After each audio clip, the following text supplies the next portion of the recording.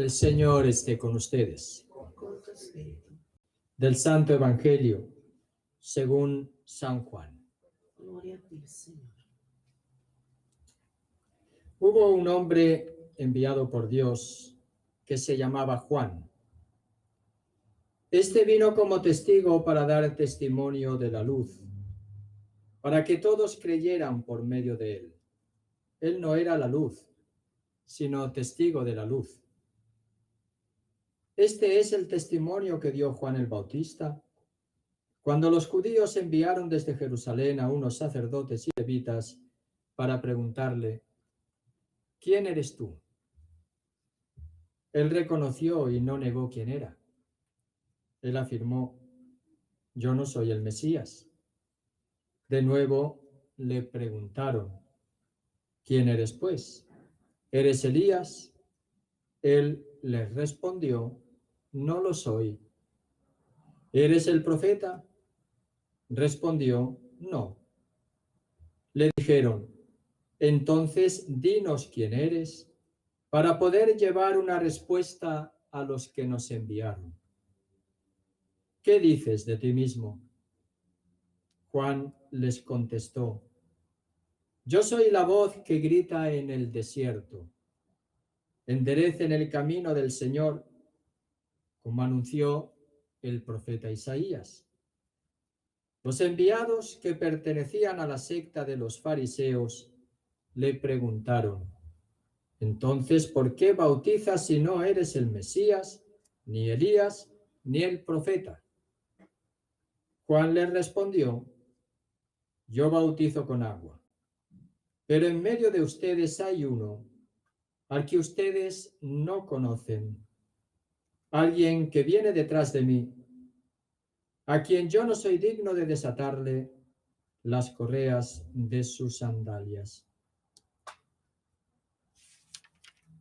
Esto sucedió en Betania, en la otra orilla del Jordán, donde Juan bautizaba. Palabra del Señor. Gloria a ti, Señor Jesús. Ya sabemos y no repetimos, porque ya el color nos dice en qué domingo estamos, gaudete. Es decir, alégrense. Alégrense es un imperativo. Se nos dice a los cristianos que tenemos que alegrarnos, y eso es lo que caracteriza el tiempo de Adviento. No es como el tiempo de Cuaresma, que es un tiempo más penitencial, que parte de ese ayuno también, porque el novio nos lo van a quitar, no va a estar más con nosotros. Entonces nos, digamos, unimos a esa pasión a la que vamos a celebrar para esperar la resurrección. Aquí es una alegría de la presencia del Señor.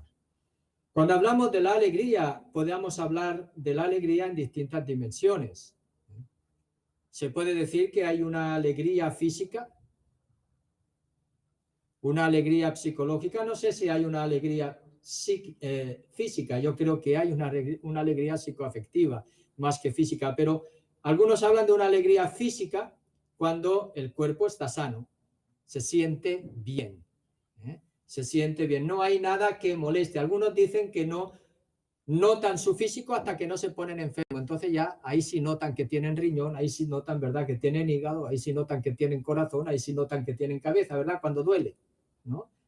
Y entonces uno percibe en el dolor, pues, ese sentir, el propio cuerpo, pero hay sensaciones que son más placenteras, y desde ahí se puede decir que el físico está contento, entre comillas. Yo no creo que propiamente dicho se pueda decir eso.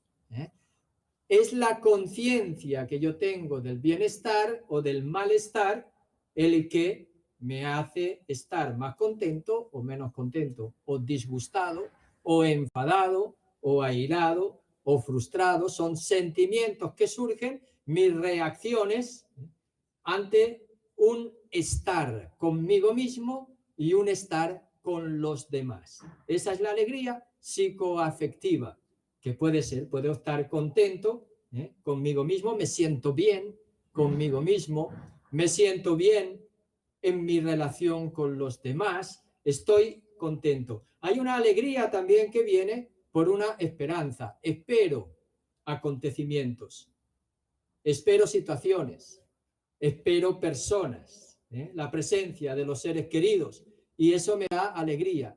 Y más se prolonga esa espera cuando se hace realidad, más contento se pone uno, más intensa se puede vivir la alegría. Hay una alegría que se puede decir también moral. La alegría moral es cuando yo hago algo bien hecho o hago un bien a los demás y me siento contento. También San Pablo dice que hay más gozo en el dar que en el recibir. Es el contentamiento y la alegría que uno puede tener por hacer cosas buenas, por ayudar a los demás. Y esa experiencia creo que también la podemos tener muchos seres humanos. ¿Se trata de esa alegría o se trata de otra? Y las lecturas nos lanzan a otra alegría. Una alegría mucho más profunda, una alegría que podemos categorizar como superior, o mejor dicho, como englobante de todas las otras alegrías, que es la alegría espiritual. Y esa alegría espiritual es la alegría en el espíritu. Por eso el profeta Isaías, como hemos escuchado en el día de hoy, invita a alegrarse en el Señor. Él se alegra, pero antes ha proclamado la presencia. El Espíritu del Señor está sobre mí porque me ha ungido. Y viene a anunciar la buena nueva a los pobres para una misión en favor de los más necesitados. El profeta Isaías puede hablar de él, puede hablar del pueblo de Israel, pero Dios, que es el que inspira al autor sagrado, en esta lectura está hablando y refiriéndose a alguien más que ha pretendido decir: yo soy el intérprete de esta escritura, aún más esta escritura se refiere a mí, y ese es Jesús. Jesús, cuando leyó este relato, esta narración del profeta Isaías, dijo: hoy se cumplen estas escrituras, las refiere a él. Y la alegría, por lo tanto, dice el profeta Isaías, se refiere a Dios. Me alegro en el Señor con toda el alma, me lleno de júbilo en mi Dios. Es la alegría que provoca el reconocer, el aceptar, el acoger en nuestra vida a Dios que se entrega y que viene con su amor a ella. Y entonces ese amor lo va a expresar con el novio, que está en las bodas ya. Me cubrió con un manto de justicia, como el novio que se pone la corona para la boda, o la novia que se adorna con sus joyas. Es la alegría del encuentro con Dios, que es amor, y yo lo dejo venir a mi vida. Como dice el Salmo, que no es un salmo que hemos escuchado, aunque tenga su base en las Escrituras, en el Antiguo Testamento, sino que es el Magnificat, cantado, proclamado por María en el capítulo 1 del Evangelio de San Lucas, donde el motivo de su alegría, dice: mi alma se alegra, mi espíritu, ¿en quién? En Dios mi Salvador. La alegría del encuentro con Dios, la alegría del acoger a Dios, Dios que viene a nuestra vida liberando y salvando. Y entonces ante Dios yo me pongo como, y me veo, como la nada, como la pequeñez, como la humildad, porque puso sus ojos en la humildad de su esclava. Muchas veces nuestra alegría, como decíamos antes, está centrada en mi yo. Ya le dije, contento conmigo mismo y con lo que me pasa, contento como yo reacciono ante las relaciones con los demás, contento con lo que yo hago. La alegría espiritual no se relaciona con mi yo, sino que la alegría espiritual la trae la presencia de Dios en mi vida, reconocida como existencia en Él. Yo me alegro porque Dios es todo. Yo me alegro porque es Dios el que me ama. Yo me alegro porque Dios viene a mi vida. Yo me alegro porque Dios me ha dado el ser. Miren, en la vida nos pasamos los seres humanos buscando nuestro yo. Y pensamos que la alegría es eso que dije antes, estar contentos conmigo mismo, estar contentos con los demás, estar contentos con lo que hago, con los proyectos que realizo. San Agustín tiene una frase muy hermosa en referencia a esta realidad, que nos dice y dice respecto a Dios: Dios es más íntimo a mí mismo que yo mismo. Por eso cuando yo dejo a Dios ser en mí, es cuando yo vivo esa alegría en el Espíritu. Y Él dirá mucho más: te buscaba fuera de mí, pero no te encontraba, hasta que miré dentro, buscando mi yo, pero me encontré con Dios. Y ahí es cuando yo lo encontré, como aquel más íntimo a mí mismo que yo mismo. Y es ahí la experiencia de la alegría cristiana. Lo dice también San Pablo a los tesalonicenses, que no hay que impedir la acción del Espíritu Santo. Para San Pablo está clarísimo. Él es el que conoce la profundidad del ser humano, Él es el que conoce la profundidad de Dios y por eso puede poner en sintonía al ser humano con Dios. Yo pensaba que a veces somos eternos adolescentes en nuestra experiencia incluso humana y espiritual. Muchas personas. Porque el adolescente se caracteriza por la búsqueda de su yo. Su yo distinto y único, distinto ahora al de la familia, al del papá, al de la mamá. Les voy a decir algo a los adolescentes: desengáñense, pero es bueno que lo busquen. Desengáñense, porque con el tiempo se van a dar cuenta de que tienen más de su papá y de su mamá de lo que ustedes pensaban. Porque los llevamos en los genes. Así que más vale que nos vayamos acostumbrando a estar contentos, sabiendo que lo que llevamos, mucha parte, viene de mi papá y de mi mamá. Y yo ahora, eso lo dijo también Pablo Neruda, ¿verdad? En una poesía. Con el tiempo me he dado cuenta que lo que pasa es que hay un momento, y algunos parecen que no han salido de ese momento, de distanciarse de su padre. Entonces, en rebelión continua, en tensión continua con su padre y su madre, porque parece que es la amenaza que no les permite ser yo. A Juan el Bautista también: ¿quién eres tú? Lo que pasa es que el adolescente, ¿qué hace? Cambia de grupo de identificación. Sustituye al padre y a la madre por los modelos que la sociedad les presenta para constituir y construir su yo. Modelos de todo tipo. Y entre ellos el grupo de amigos. El grupo de amigos también que refuerzan nuestro yo, que refuerzan el yo distinto, con sus modas de vestir, con sus maneras de presentarse, de estar físicamente, con la imagen que presentan, ¿verdad? Y cuando el adolescente ve y se identifica: este es mi mundo, no el de mi casa. Este es mi mundo. Y entonces va y vive esa tensión en el hogar.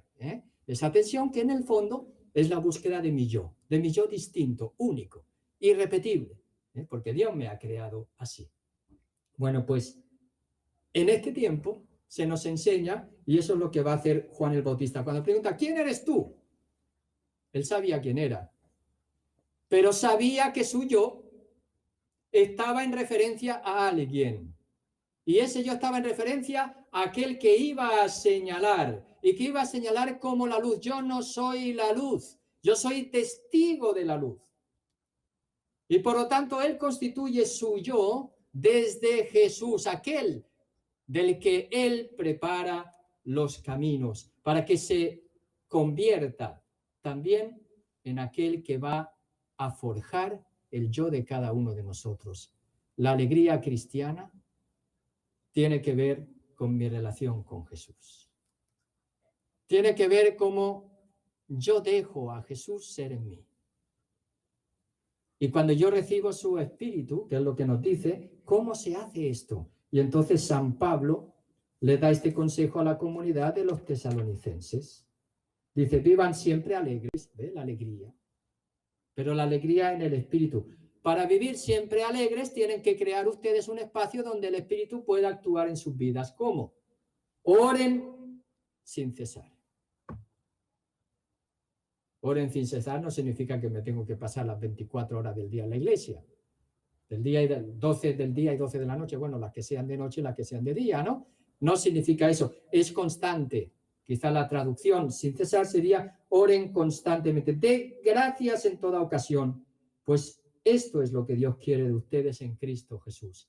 En otras palabras, dejen a Jesús entrar en su vida, que les va a dar su espíritu y les va a dar la alegría espiritual. Después, desde Él y con Él, ya irán viendo lo que tendrán que hacer en la vida y lo que Dios quiere para cada uno de ustedes, para cada uno de nosotros. Esa es la alegría cristiana. Por eso nos dice que no impidamos la acción del Espíritu Santo ni despreciemos el don de profecía.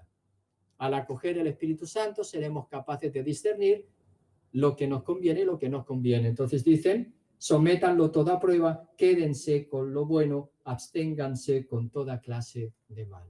Desde el Espíritu Santo, nosotros iremos decidiendo qué es lo mejor para nosotros, porque será lo que es mejor para Dios, o lo que Dios nos pide.